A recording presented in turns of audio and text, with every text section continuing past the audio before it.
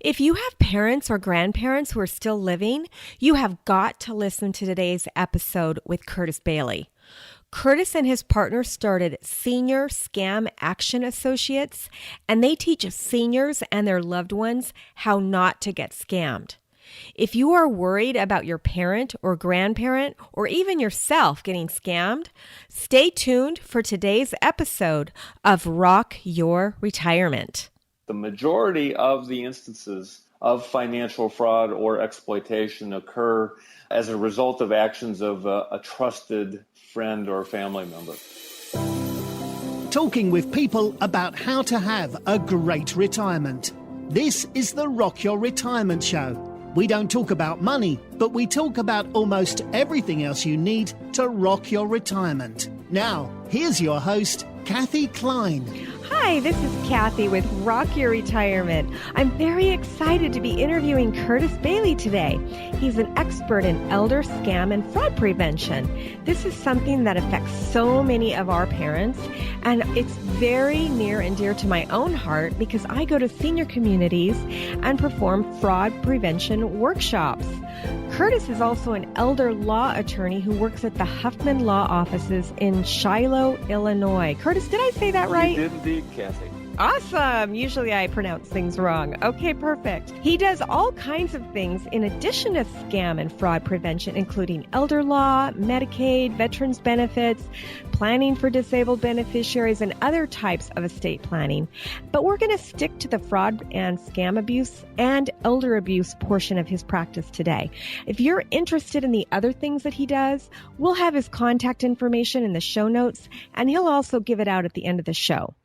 Curtis is the co-founder of Senior Scam Action Associates that helps seniors, their caregivers, and professionals that serve seniors recognize, prevent, and recover from scams and other financial exploitation.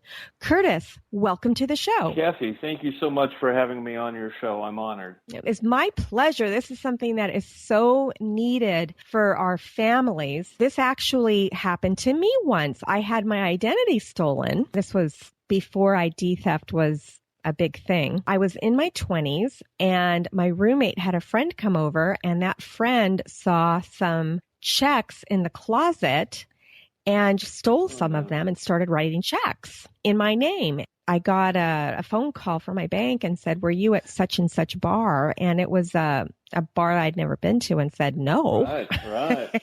Thankfully, they refunded my money. I think at the time they didn't need to. So is it true that most fraud happens from somebody that you know? Well, that's an interesting observation, and it is true. It seems that the majority of the cases of fraud, identity theft, or financial exploitation occur through a trusted family member or friend, and that's what makes this doubly sad. Is we all hear the stories about the anonymous phone caller or emailer, but what we don't often hear is the true extent of the exploitation that is perpetrated by a fellow family member or a close friend. And those are the heartbreaking stories that we hear and deal with on a daily basis. But I think your observation is correct that the majority of the instances of financial fraud or exploitation occur as a result of actions of a trusted friend or family member. And that makes it even worse. Absolutely. I mean, not only is it financially devastating, but it's emotionally devastating, and it's hard to trust people after something like that happens, particularly when it is a trusted individual that is the scammer or the person doing the exploiting. Well, it's a huge, I don't know what the word is. It's just such a betrayal, when it's a family member. Yeah, that's the perfect word. Like I said, it's not just the financial damage that is caused and the devastation that can cause. We deal with people who lose or have lost hundreds of thousands of dollars as a result of scam or exploitation. And obviously for your listeners who are approaching or in retirement, that they know that something like that can absolutely gut a well-crafted retirement plan. But it is further the emotional toll that it takes on people. And there are plenty of stories in the press we see on a daily basis where people have actually committed suicide as a result of that betrayal. So, oh my gosh. I can't even imagine. I mean, that is just horrible. Yeah, it's just devastating. And to see the impact that it has in people's lives on a daily basis, it can be tough, very tough. And that's why we have spent as much time, and we're devoting the effort to educating as many people as we possibly can about how to prevent and protect themselves from scams and fraud, and hopefully be able to impact the number of occurrences that happen out there. Well, thank you so much. And thank you for putting together the Senior Scam Action Associates. That's a fantastic service that you're providing to people, and we really appreciate it. Thank you. It is truly a gratifying project that I'm working on. I have a partner who actually comes to this project as a result of dealing with a scam of his stepfather, and his stepfather lost about $70,000 to a fake lottery scam. So he brings the firsthand experience of what it was like learning about it and then dealing with it. And we're combining our resources and our expertise to educate as many people as we possibly can. And I appreciate the opportunity to talk to your audience about it as well. Well, again, it's such a needed thing. Now, the fake lottery scam, that is not normally conducted by a family member. And I get emails on a daily basis now where somebody is sending me a bill. And I never open these bills because I know that I don't recognize the company, and they're zip files. And I'm just assuming that it's a virus to attack my computer. Perfect. Perfect response. Do you address those type of things in your organization? We do. It's very interesting. We started the project thinking that we were going to be talking primarily about that family-on-family financial exploitation or the caregiver exploitation, as well as probably heard the grandparent scam, IRS scams, and some of the common things. But as we've gotten into the project, man, we've expanded into talking about cybersecurity, malware, identity theft. It's taken us down a number of paths that we didn't even really anticipate when we started the program. So absolutely, those kinds of emails that you receive, and I receive them on a daily basis too. And your response to that email is absolutely the right one. Ignore it. Do not, under any circumstance, click on a link, because it will be either malware or ransomware. Now is sort of the hot trend we're seeing. Right. Ransomware. Do you want to explain to my listeners what that is? Yeah, well, ransomware is a computer program that if you click on that link and open it, it gets installed onto your computer or onto your laptop or your iPad or even now your cellular telephones, and it will lock it. It will lock it down, and the screen will read, you must pay X number of dollars in order to receive the code to unlock it. It's a huge problem in business and industry, and primarily in the medical industry. Hospitals have been attacked all across the country, and their computer systems are locked until they pay the ransom. Oh my gosh. Let me ask you a question. If they have backups, like, for example, Carbonite or one of those type of backup systems that are offline, does the ransomware affect them from being able to restore their backups, or how does that work? Well, so far, no. However, that's probably the next step in the chain, is if there is some sort of connection, even to the cloud, so to speak, that off-site online kind of storage opportunity. Developers of these programs are smart people, and they adapt, and they have nothing to do except create viruses, because they're all in India where there's no jobs, and they all have master's degrees. Yes, very smart people, but unfortunately, a lot of this is homegrown too. And well, and by the way, I don't want anyone to think that I'm prejudiced against people who live in India or any other country. I'm just noticing that there's a lot of smart people in the world who don't have jobs. Well, that's right. And a lot of the scams and the frauds do originate offshore out of the U.S. They originate in the Caribbean. They originate in Africa. They originate in Eastern Europe, Nigeria. Yeah, there's a prince that lives in Nigeria that keeps contacting me. Yeah, he wants a date or...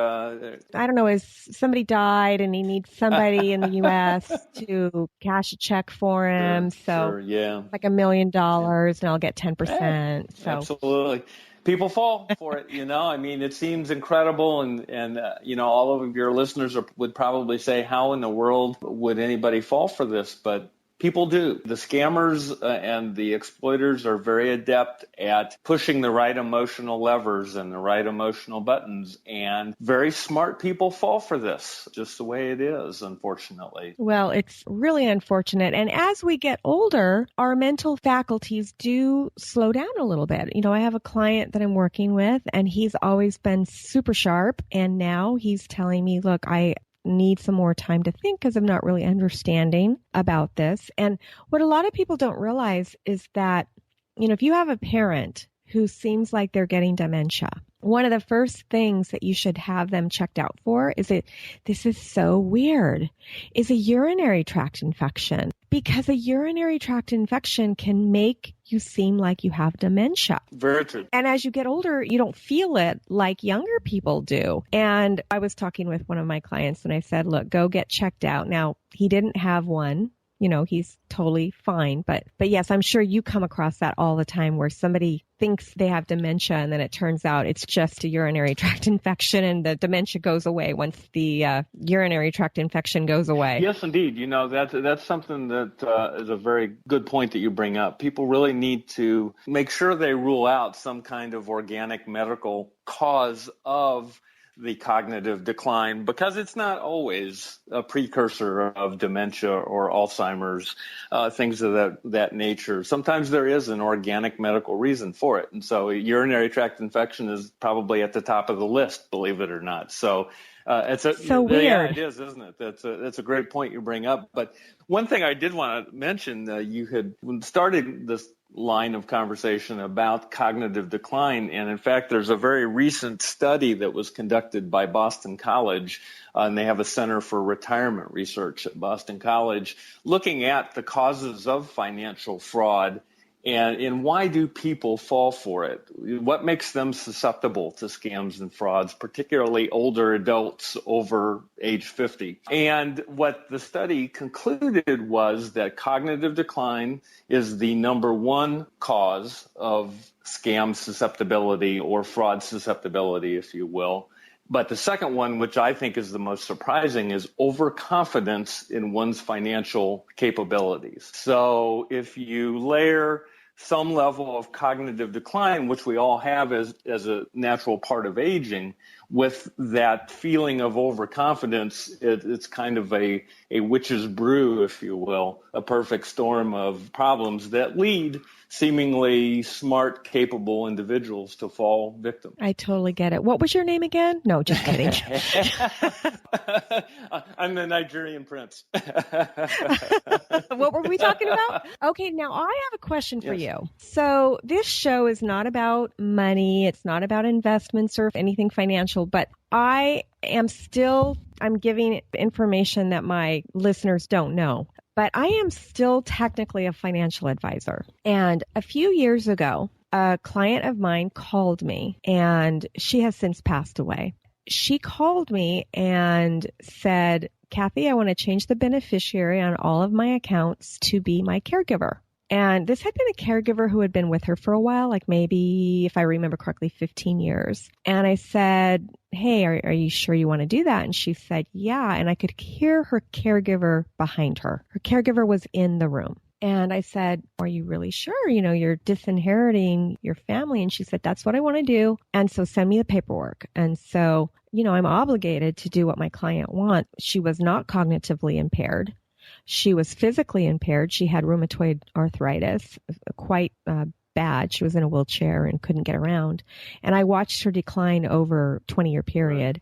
So then when she passed, her caregiver got the house, got about $600,000 in annuities and some other things, and I think her sister got $50,000, which her sister actually needed to use in order to pay the fees. So her sister basically was the executor, but wound up with nothing. And she had to do all the work, and her sister was not happy at all. I can imagine. So what about that? I mean, I work with a lot of caregivers because of what I do. I work with a lot of caregiving companies, and somebody told me that I was actually responsible to report that I was an obligated reporter, but nobody ever told me that I was obligated to report that. And I had no knowledge before I started working in the senior care industry. I had no knowledge of who I would even report that to. I did report it to my compliance officer, and they said, well, she's able to change her beneficiary to whoever she wants. So can you address that? What about caregivers? What do you do about that? Well, there's a whole host of issues raised by that unfortunate scenario. And the first one is when we talk to professionals, we do talk to professionals about whether they should or whether they can report their suspicion of financial exploitation. And unfortunately, a lot of times that is a caregiver who is the potential exploiter. There are classes of professionals that are mandatory reporters. Think physicians, counselors, psychologists, psychiatrists, nurses, those kinds of folks are mandatory reporters. So if you had been one of those professionals and you suspected that the caregiver was exploiting your patient or client, you would be a mandatory reporter, and you would have to report that to law enforcement or adult protective services, depending on what kind of apparatus you have in the state where you are practicing. Now, to my understanding and my research, I don't believe any financial advisors are mandatory reporters.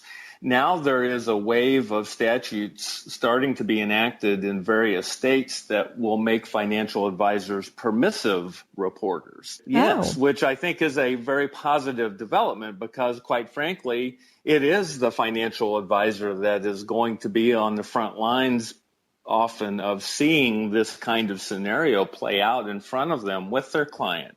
And if they're a permissive reporter, then they're given immunity if they do report. But they have no knowledge. I have to tell you, even if I were a permissive reporter, no training, no knowledge of who to even report to. Like, I had no idea what Health and Human Services was at the time. So hopefully these laws that they're enacting to make the financial advisors, and I'm assuming estate planning attorneys as well, permissive reporters, that they will give some training.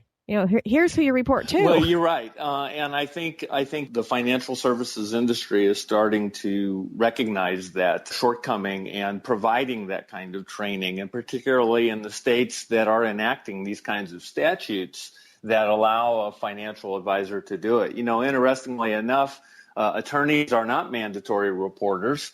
And most of these state statutes don't address attorneys in the context of permissive reporting because of attorney-client privilege, the ethical duties of confidentiality. It's tricky for us in the legal world to report when we have a suspicion that our client is maybe being exploited, but has all of their faculties and conditions. I mean, it almost comes down to a situation where the attorney or the financial advisor almost has to withdraw from exactly, which I don't think is necessarily a good result at the end of the day, because at the end of the day, what our overriding goal should be is to protect our client. If we're not there, then chances are very high that there will be nobody that this person has looking out for their best interests. So it's a tough one, and we talk to professional groups all the time about that, and we talk to caregivers about that and caregiving companies to make sure they're monitoring their paid caregivers and making sure that there aren't these kinds of exploitation issues involved with their employees or contractors. Now, most of the caregivers who exploit wouldn't do what my client, they wouldn't work for 15 years and then have them change the beneficiaries. What they would do is probably take things while the person was still alive, yes. correct? Yeah, and we see that a lot. Unfortunately, there are some caregivers that are serial exploiters, I call them, that they may work for somebody for a while and take some cash, take some jewelry, do those kinds of exploitations. And then if the person they're giving care to passes away, then they'll move on to the next one and they'll just do it again and again and again. And these are the kinds of crimes that are difficult, number one, to detect oftentimes until after they've long occurred. And number two, oftentimes families aren't reporting it. And clearly the person who's being exploited is not reporting it to the authorities. So it's a devilishly difficult crime to investigate and to prosecute. Yeah. So what do you do? What can you do to help prevent these type of things from happening? Well, first and foremost, we believe it is an education issue on a number of fronts. And number one is we talk to seniors about how to recognize what we call the dead giveaways for a scam. And there's certainly many more than the 10 we've identified, but we want the senior to understand that when that stranger is approaching them and promising them the moon, that it's too good to be true, and that old saying is true. If it is too good to be true, or it sounds too good to be true, it is. Now, on the personal exploitation side, again, we try to educate the seniors as much as possible to have a team of trusted people around them. We find that when the senior or the older adult is isolated from a social circle, a religious circle, or have professional advisors around them, that those are the seniors that wind up being exploited more often than not. It's kind of like they get cut out from the herd, so to speak, and then they're easy to exploit. So we do a lot of education on how to recognize those signs that somebody's trying to exploit you and to scam you. In addition, we talk to their family members, because oftentimes it's the family member that's going to be the one to recognize it. So we want to talk to those people and educate them on what the dead giveaways of a scam and a fraud are.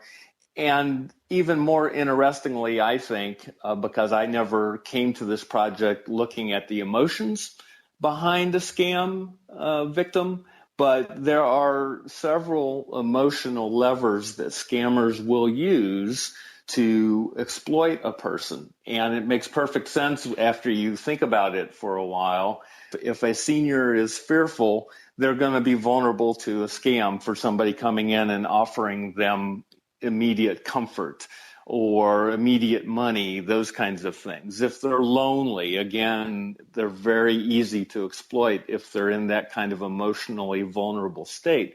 So we talk to seniors and caregivers about recognizing those emotions. It's kind of a self-assessment, if you will, to make sure you understand where you are emotionally, so that if somebody comes in and tries to push one of those levers, you know what's going on. In other words, your rational brain has enough time to take over from the emotional brain and steer you in the right direction. That's great advice. So you said there's 10 giveaways for senior fraud. Do you want to talk about what those 10 giveaways are? Yeah, so these are what we've identified to be the 10 dead giveaways for a scam, and we're certainly open to adding to the list if your audience has some more to add. Number one, the scammer is almost always very nice and charming. I mean, they're overly nice and charming. They will spend hours talking to a senior about their family and about their experiences in life. So if somebody is overly nice and charming, particularly somebody you just met or you don't know, you should be on guard. I'm not saying that that's definitely going to lead to a scam, but it's something you ought to say, wait a minute, why is this person being that nice to me?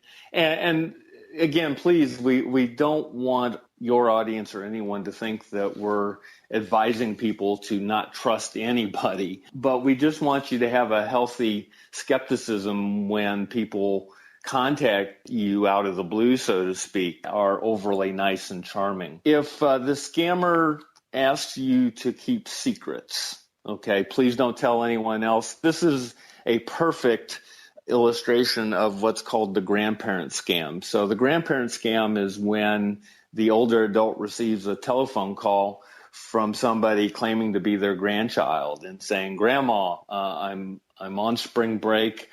I'm in Mexico. I'm in a bit of a trouble. I've been arrested. I need bail money. Please, please, please don't tell my mom or dad." Okay, right there, that if a scammer asks you to keep something secret, then that leads to a problem. Even if it's a family member. Even if it's a family member, yeah, because that's a topic mom or dad should be dealing with, not grandma or grandpa, right? Right. That's a very common giveaway for a scam. Obviously, if the scammer asks you to wire money or to receive money from someone you do not know, that is a dead giveaway of a problem. And we see this all the time. This is a way that criminals will launder money, is they'll ask you to receive some money, and you can keep a small cut out of it, and please just forward it on to this address, and there you go. That's a dead giveaway of a scam. Why wouldn't I let someone wire money to my own account and then just keep all of it? Well, because the feds will be tracking that wire, and and guess what? All of a sudden, you'll be the one that has some explaining to do, as we say here in the Midwest. Oh, okay. So I can't scam the scammer. Exactly. I can't say, "Sure, wire it to my account," and then just, "Oh, what? I never got any money from you." I didn't see that. And then they come and beat you right, up. Exactly. Yeah, send it again. Right. Yeah, okay. Yeah. Okay. So all of our dead giveaways really kind of revolve around this central theme, and that is the scammer chooses you. In other words, the scammer is calling you, is emailing you, is contacting you, is offering you something.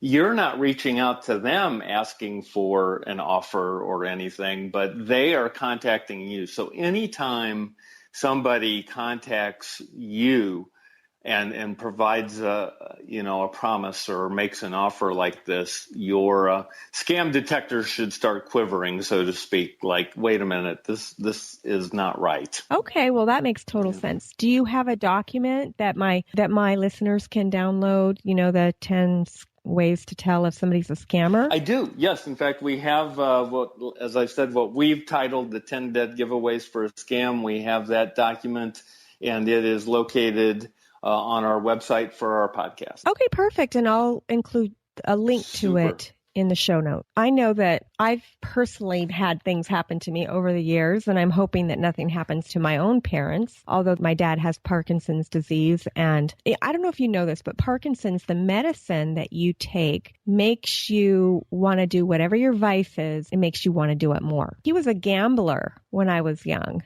When we lived in Alaska, he used to get together with the guys and they'd gamble, and he was really good at it.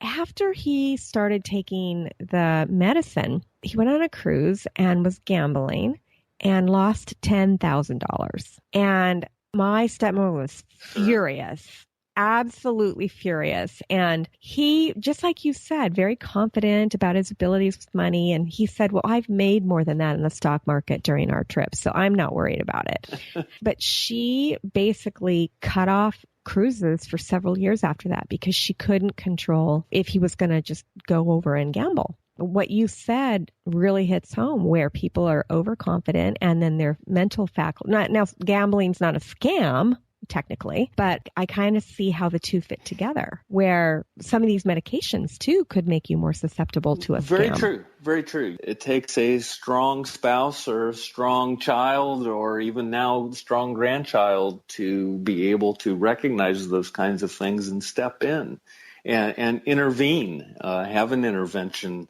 if necessary. I mean, there's always a challenge and the difficulty of taking rights away from somebody, right? We don't want to have to file for a guardianship over our spouse or over our parent and take away their right to make their own decisions. But on the flip side of that, when those decisions are clearly a result of some form of cognitive decline or overconfidence in one's own abilities, to the point that it's not only impacting them but impacting their entire family, then I advise people you have to take action. You have to step in. And, just like your stepmom had to stop those cruises, you have to get the individual away from the scenario or the circumstances or the environment where they are falling victim to scams and frauds. And you just have to do it and be unapologetic about it. Well, it's tough because, there's emotions involved. Incredibly tough. It's easy for me to say it, right? But it's an incredibly challenging situation to be in, particularly when the vast majority of us have no professional training on how to deal with that kind of situation and deal with the emotions, let alone the practical side of it, which is things that we talk about on how to freeze credit and to stop bleeding from the bank accounts and shut down credit cards and those kinds of things. So not only do you have to deal with those things, but you do have to deal with the emotions. And that's probably the most difficult thing that folks have to work with, is that emotion of feeling a loss of control when you step in and intervene. So it's incredibly challenging. I honor all of the people that I work with for going through the experience and dealing with it with humility and grace. That's about the two best things I can offer to people, is be humble and have grace and know you'll get through it. Yeah, great advice. So you just talked about some documents. So what types of documents should people be aware of that can help their parents either not get scammed or recover from scams? Well, first and foremost, as an estate planning attorney, elder law attorney, I believe in the power of documents called powers of attorney, and where the older adult has appointed an agent to be able to take financial matters into their hands legally if necessary. And in fact, we're drafting those kinds of documents now with the notion of scams in mind. In other words, if an older adult maybe is now withdrawing large sums of money from an ATM over a length of time that's unusual, we're giving the agent the ability to use that document to step in and intervene immediately. First and foremost, I think if you are a family member of an older adult, you should have conversations with your parents or grandparents about having powers of attorney. Number two, I think everybody should take advantage of a free credit report. Everybody in this country has the right to a free credit report once a year. And there are three main reporting agencies, so you can actually stagger it so that every 4 months you're getting your free credit report from one of the main reporting agents. And I think everybody should do that, and particularly older adults, because those kinds of identity theft issues, the situation you dealt with, when you were younger, people may not know anything about it until they see something on a credit report. So that's kind of the first line of defense, if you will. Now, how do they get that free credit report? Because some of these companies that advertise, they're trying to sell you something. So how do you get the actual free credit report and not get sold some kind of credit monitoring service? Sure. Great question. If you go to annualcreditreport.com, that is the link to the free credit report. Now, the three agencies are given the opportunity to advertise for a charge to get the credit score. So if an individual wants just their credit report, then they can get that for free. However, if they want to know what their credit score is, then each of the three agencies is allowed to charge for that and offer it as an add-on. Don't need to do it, and for the vast majority of people, for the purpose that we're suggesting here that they should get credit reports, you don't need to know the number. You just need to see the listing. Perfect. So annualcreditreport.com, because there's some others that sound similar, but they're not. So what other documents, if any, should somebody have to help? Well, again, the powers of attorney are the first line of defense from an estate planning standpoint. Revocable living trusts can be used as well to be another safety net, if you will, to at least provide some protection for that individual's assets. The financial services industry is changing now, and I think thankfully they're changing for the good, and they're allowing family members to maybe receive notification of unusual transactions and things of that nature. So I would definitely advise your audience to talk to your financial advisor and your bank about what kinds of tools are available as you try to help navigate with your older parent or grandparent. That's excellent advice. Thank you so much. You have been so helpful, a wealth of information. How can our listeners get a hold of you if they want to talk with you more about what you do? Well, again, thank you, Kathy, for the opportunity to come on and share this information. My co-host, his name is Art Maines. He and I have a podcast called Scammercast, and so our podcast website is scammercast.com. We interview experts in a variety of fields, all revolving around the topic of prevention and recovery from scams and fraud. That may be the easiest way to reach me. The second way would be on Facebook. We do have a Senior Scam Action Associates page on Facebook. On Twitter, we have a Scammercast page, and then my personal page is Bailey Law, L-A-W, and the number 1.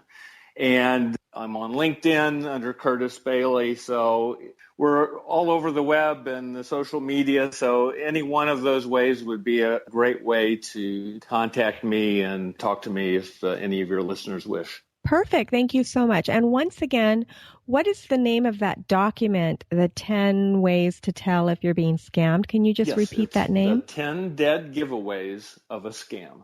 Okay, and I'll have a link to that on the show notes as well for my listeners. Thank you so much for coming on the show, Curtis. And for my listeners, we'll see you next time on Rock Your Retirement.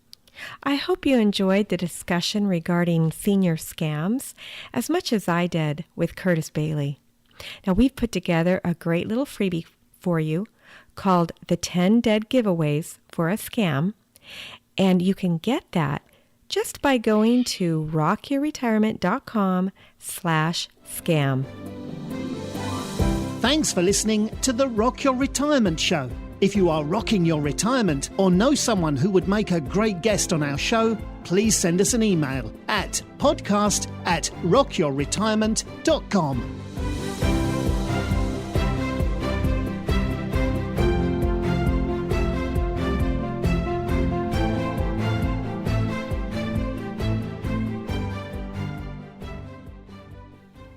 Hi, this is Kathy. When I'm not hosting Rock Your Retirement, I'm helping people with their Medicare insurance. One of the times you need to check your Medicare insurance is when you've moved. To get my free guide, 5 Things You Need to Know About Medicare When You Are Moving, just go to medicarequick.com/move. And in the meantime, listen to these cool disclosures. Neither Medicare Quick nor its agents is connected with the federal Medicare program. Medical insurance licensed in the states of California, Florida, Nevada, and Texas, and Medicare Advantage and prescription drug plan service areas vary. California Insurance License 0797566.